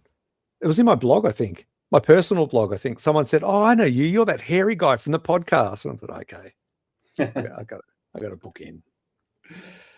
Oh, that's funny. Anyway, next segment. It's not really a segment. This show's already been rolling for a little while. I was just going to ask if you've been shooting. Been taking any photos? Yeah, I have. I went out late last week. Had a bit of a rough week last week. But on Friday, I think it was, I managed to get out with the OM3. Went for a bit of a walk around South Yarra, Paran, Toorak, Chapel Street, that sort of area, and took some test shots with it for our upcoming review. So stay tuned for that, folks. How did you? Time coming. We've been working on that thing for 3 months. It feels like we're a slow and steady review. We don't do these coming out kind of things. And what's funny is it probably won't be the most exhaustive review ever either. But we got podcasts to run. We don't have time to just review cameras. Nah. We're internet celebrities. So how did it feel? Like, you've done a lot of street shooting with a lot of cameras and a lot of nice feeling little cameras. How did you feel wandering around on the streets with it? I really liked it. It reminded me of shooting with an XT5, similar size, similar shape. XT5 has a bigger grip though. The OM3 doesn't have a grip at all. It has a little thumb bump at the back, which is fine because I was only walking around with the 17mm. What is that? A 1.8 was it? Yep. So it was very small, smaller than like my smallest Fuji lens. So it was a pretty lightweight kit. But like you, I found that I only had two or three ergonomic issues. One was that the color mode dial at the front is really firm and rigid. It's sharp, and so when you hold the camera, your little finger or my little finger rubs up against it or gets caught under it, and that was annoying. I need a grip on it. It didn't have enough of a grip, and if you were shooting with bigger lenses, I think it would be a problem. But there's lots of third-party options for that. But it is an extra expense on top of an already expensive camera. The only other little gripe I had, I thought it was, look, you know, I'm not as technical as you, so I don't go into the nitty gritty of video settings and, you know, different focus modes and burst modes and things like that. But I did find something really simple is that on the Fuji cameras, the on-off button for the camera powering up and off is on the right, usually under the shutter, like it's built into the shutter button. There's like a little toggle under it. Some of the older ones have a separate on-off switch, but it's always on the right side. So you're holding the camera in your right hand. You can quickly power on the camera, take a shot. But on the OM3, the on-off toggle is over on the left side of the fake mirror box, wedged in between the video photo mode dial. And it's a little firm switch that was really annoying to toggle on and off, impossible with gloves. Yeah. Right. And it just felt unnatural to pick up the camera to take a shot and have to do this, or hold it with the right hand and do this. Like, it just felt like I should be able to go on, push, shot taken, you know. I agree. You know, I think that was, and the flip out screen. I don't like those flip out articulating screens. No. They're great for video, maybe.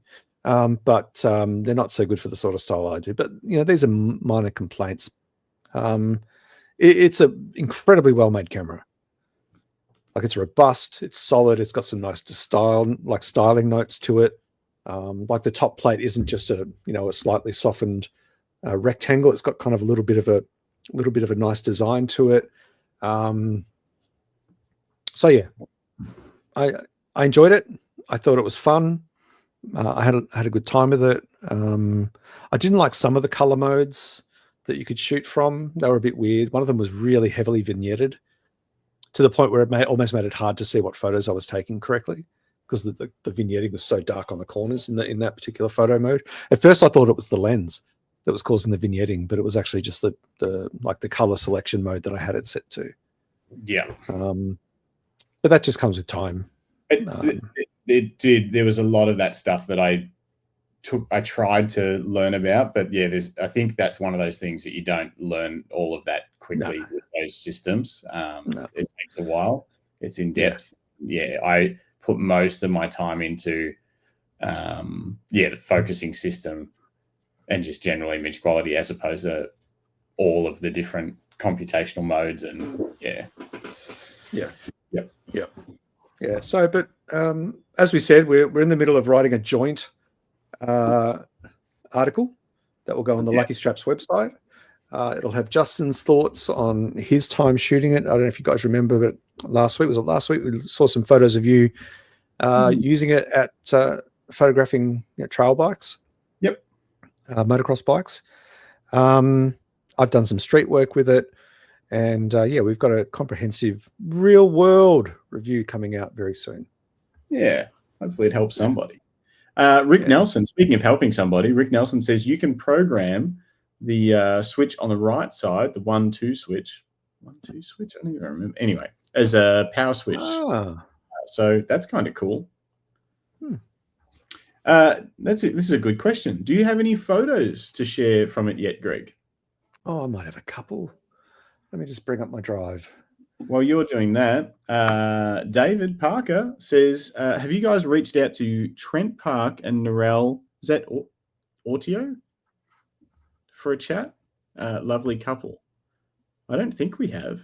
Have we, Greg? Do those names ring a bell? Trent Park rings a bell, but Ordeal. I don't know how to pronounce that name. I should. Let me just share my screen. And Paul Henderson also says, happy to take the OM3 off you guys. If you can just tell OM System you lost it if you don't like it. Yep. And Rick says, if the grip is no good on the OM3, you can just use the Lucky Strap. It's a great idea.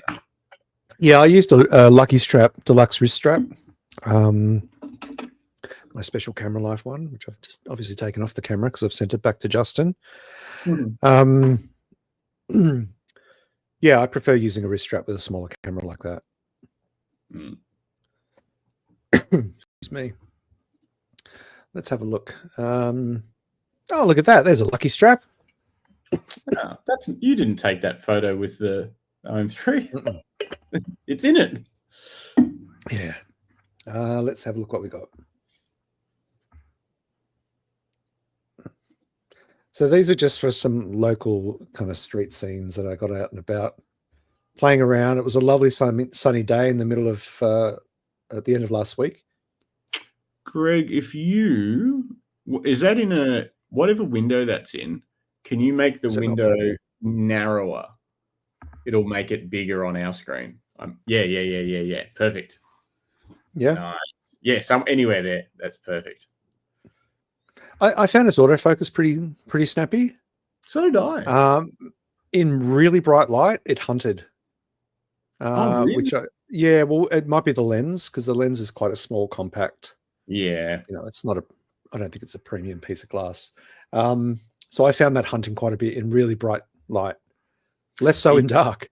In backlit situations, or like if I powered the camera on and at the time it was overexposed, and I was dialing down, or I was dialing up or dialing down either shutter speed or ISO to gain a better exposure whilst I was focusing. So I'm rotating a command on the back with my thumb whilst trying to get the focus button down to get it to grab what I was about to shoot in preparation, and it just hunted in and out. Interesting. Yeah, so that was just a little thing, but again, that may not be the camera, that may just be the lens.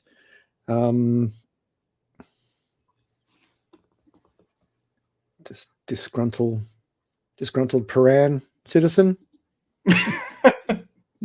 There's some meat. I thought you guys would like some meat. Disgruntled hams. Yeah, very disgruntled hams. A little bit of time at the Pran market.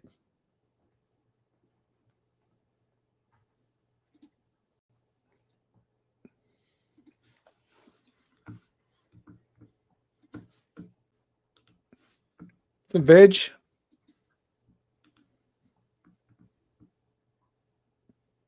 Yeah, just some day-to-day scenes. Nothing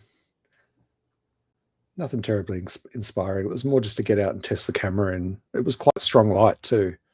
So I was looking for, that sort of dynamic range, what sort of the details were like in the shadows. And I was actually quite happy with it.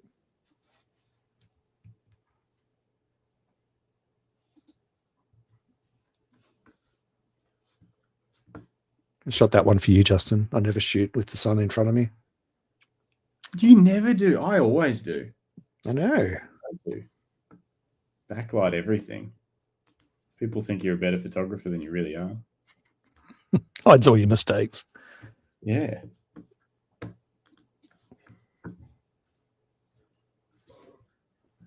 Anyway, I think that's it. Nice. So overall, the most shocking image on this show is Greg showing his meat. Wouldn't be the first time, Bruce. Oh dear, that's funny. Apparently, Leo Photo makes a good grip for the OM3. Oh, there you go.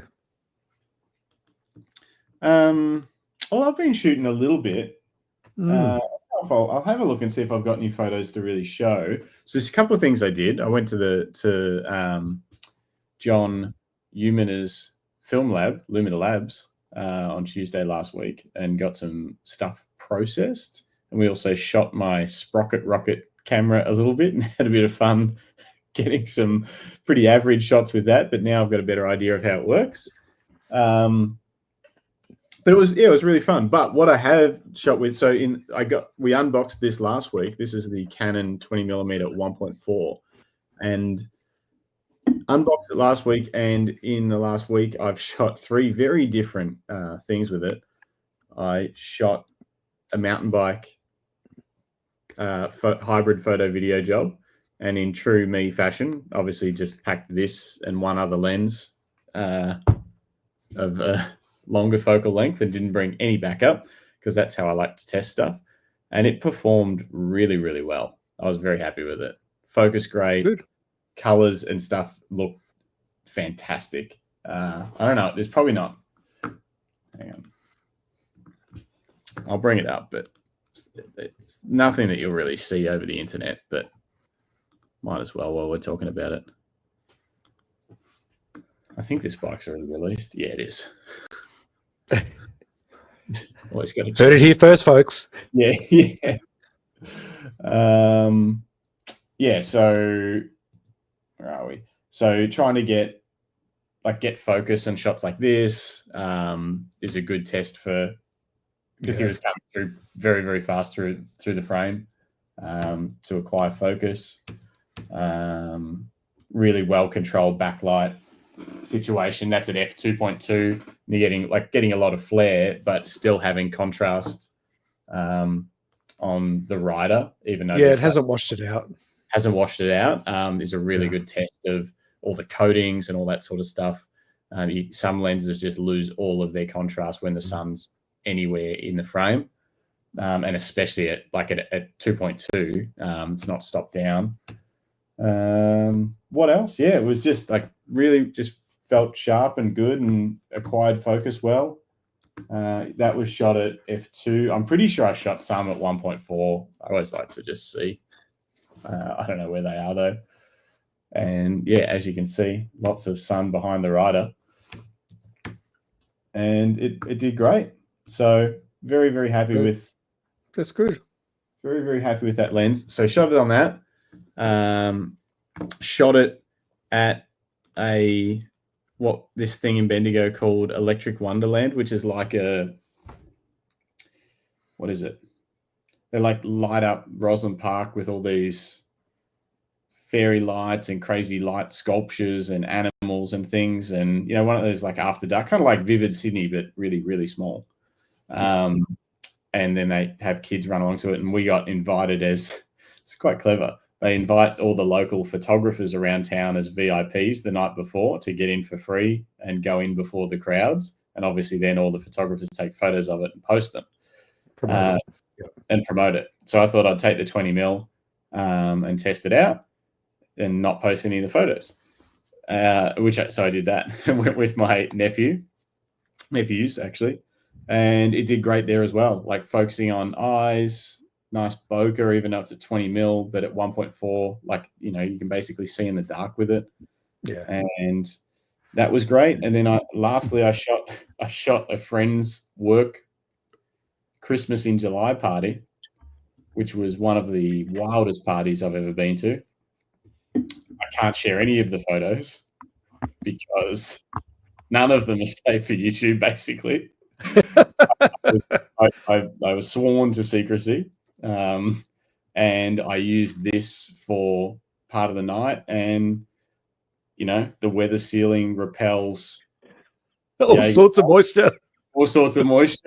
It focused fast in basically zero light. You should have seen. I wonder if I can show any photos. So I actually don't have an on-camera flash anymore for Canon. When I switched back from Nikon, I procrastinated. I was like, I never use on-camera flash. I'll get one when I need one. And then this come up and I was like, I'm going to need on-camera flash. This is I was basically doing nightclub photography, essentially. It was dark and it was just party photos. And so I put my wireless. I've got a Canon wireless trigger for the Godox system. And then I've got a Nikon Godox flash, but I can slave it as a wireless. And so I was just running around with the camera and holding this wherever I wanted, getting a little bit of directional light and just it was kind of fun. It worked really well. It's a lot better than the on-camera flash direct light. It's just a little bit more work, and then having to think. You constantly got to think, where are their faces pointing, because that's where I want the light coming from. And then the only other issue is drunk people start looking at the flash because they think that's the camera. And then so I've got a few photos where people are just like looking up at the flash, thinking that that's the camera taking the photos, even though I'm holding the camera taking the photos. Yeah. Can't win them all. Paul Henderson says, a big call, Justin, like Vivid Sydney, although really small. It Yeah. I mean, I couldn't think of how else to describe it. Let me show you. So they did.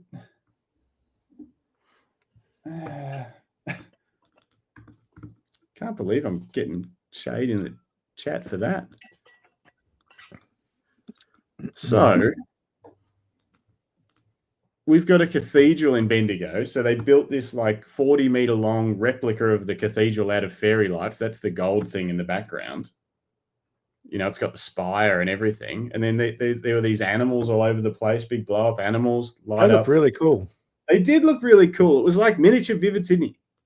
Paul. What else was there? There was like, I haven't edited any of these photos or anything, and it was we can tell. But well, here's a good example. Where are we? So playing these like light up bongo drums. This is my nephew, who me and him were both wearing bear hats. I had one wedged on my head as well. And let's just see. This was at 1.4. Is it? Yeah, it's pretty good, isn't it? Pretty sharp. And he was like bopping around and stuff, and that acquired focus in that light, like in the dark. So yeah, it was good. It did a good job. Nice. That's another one. Yeah. Okay, maybe it's not like Vivid Sydney, but it was pretty cool. We get the idea. It's okay. They had these giant domino sets that all lit up, and that's really cool. There's the guy from the Bendigo Advertiser with his on-camera flash tilted up, but with the bounce card down. It's an old photojournalist trick. Old photojournalist trick. So this was more family friendly than what? Some of the ones I've been to. Like I used to go to the one in Melbourne, but it always just felt like it wasn't really very family. Maybe I was just there at the wrong time. This one is all families. Like it's just kids everywhere. So because I remember the one in Melbourne, we went to it like 2 a.m.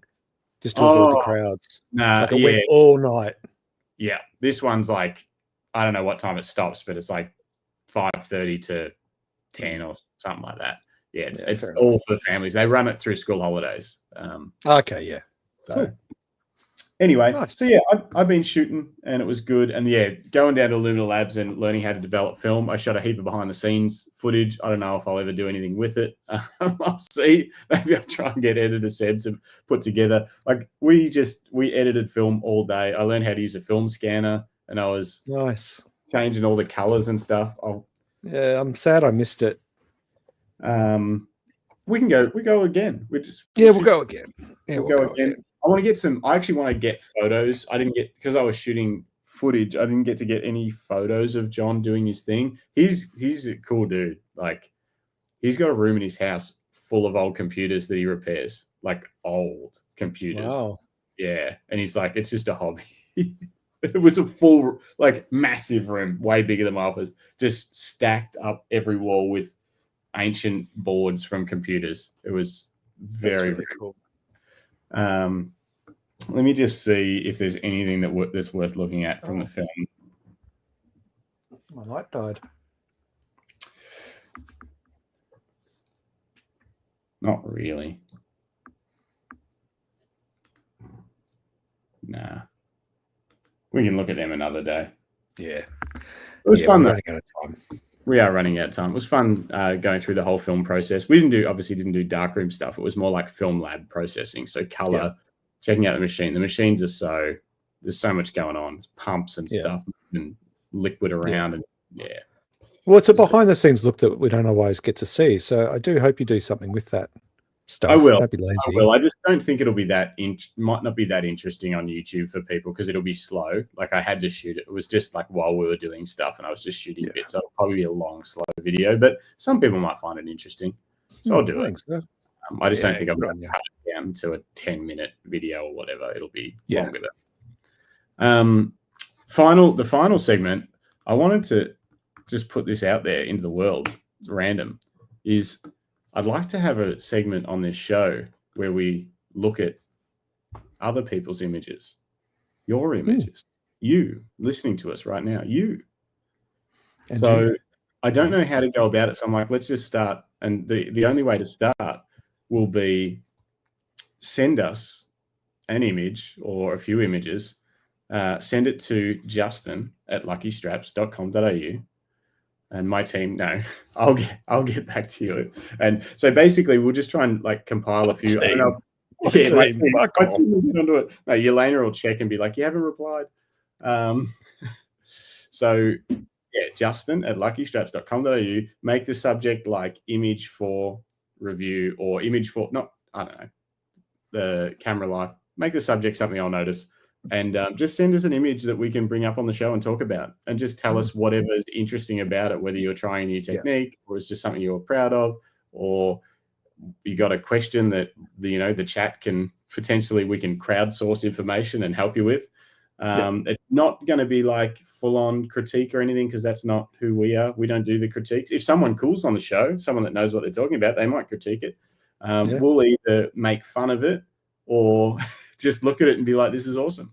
But if we make fun of it, it'll be in a fun way. Bruce says, make up a Dropbox submission folder and save your inbox. I'll do that after I get the first 2 or 3 and I know that people actually want to do it. Then I'll figure out how to make a Dropbox submission folder. That's a good idea. But please make sure you include, what camera and lens you shot it with. Yeah, settings. Especially if you want any technical discussion around it. Yeah, and just any context, like what was it for? Was it just for something you were trying out, your own personal project, or is it on a client shoot or whatever? Try and trick us if you want. Use an iPhone, tell us it was a Hasselblad. Don't do that. We'll look silly. But yeah, just I don't know. I would like to get it rolling, but we'll just test the waters a bit. So email us. Yeah. Let's see if we got anything next week or the week after, and we'll go from there. Yeah, cool. Nice. Well, look, I think on that note, everybody, we're going to read out some final comments, and then we're going to wrap up the show for tonight. Do you want to jump to the last few comments there, Justin? Paul says, we had White Knight a couple of times several years back. Yeah, we did. First one was great. Second one, not as good, Bruce. I don't think it was profitable in Bendigo. Yeah, I don't know what happened with White Knight. That's where you like light up the buildings more so, whereas this is all contained in the park, and it seems very family friendly because they're like fenced in, so the kids can't escape in the dark. But yeah, other than that, thanks everyone. Thanks Philip Johnson. Thanks for being here first and last. Yeah. And thank you, Greg Carrick. Oh, my thing's zoomed in. Thanks, Rick Nelson. Thanks, everybody. Thanks, Bruce. Yeah, thanks, everybody. And all the Davids. Thanks, Nev. Nev said a while ago, DJI and Hasselblad, same company, exciting to see what they'll do with that combo. Imagine that. That's the rumor. Imagine if they actually made a proper mirrorless camera. Yeah, that'd put a lot of fear in a lot of companies. Well, with what they've done with e-bikes, making e-bike motors has scared the crap out of bike brands and motor brands. And yeah, they could do the same thing to the digital camera market. So let's hope. Bruce says, thanks, guys. Use code Greg. This is the one and only time that he's letting you have this one because Jim's not here, I guess. Thank you, Paul. Thank you, Paul. And thank you, everybody. Let's wrap up. Just a reminder that this has been the Camera Life Podcast, the Random Photography Show, episode 95. We're on the march to 100. We're doing well. We've got some amazing guests coming up, and we've also got a rather impressive list of co-hosts to help Jim and I run the show while Justin is away snowboarding in New Zealand. So stick around. Make sure you like and subscribe, and that way you get notified, and hit the bell button, notify of all outcoming content. Did you see we hit 1,200 subscribers? Hey, thank you, everybody. But most importantly, give this episode a like because it helps the algorithms share the love with other viewers who might be interested in the Camera Life Podcast. Why wouldn't you be interested in the Camera Life Podcast? There is nothing more than the Camera Life Podcast. But on that note, on behalf of Justin and myself, Cool. Thanks everybody for watching, listening. Please make sure you comment, and we really value everybody who joins us live in the chat to be a part of the show and keep things rolling along. We love you for it. It's why we do what we do. So thank you. Thanks, everyone. Justin's going to sing out the outro music. Doesn't really work properly. Good night, everybody.